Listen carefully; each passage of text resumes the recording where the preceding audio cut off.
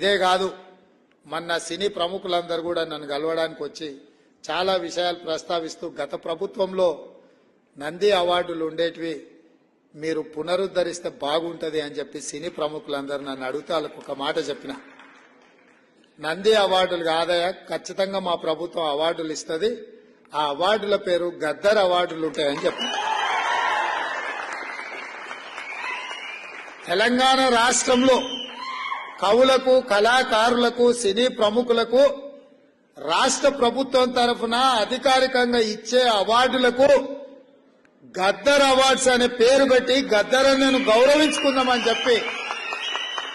ఈ వేదిక మీద నుంచి చెప్తున్నా. ఇదే శాసనం, ఇదే జీవో అని చెప్పి, నా మాటనే జీవో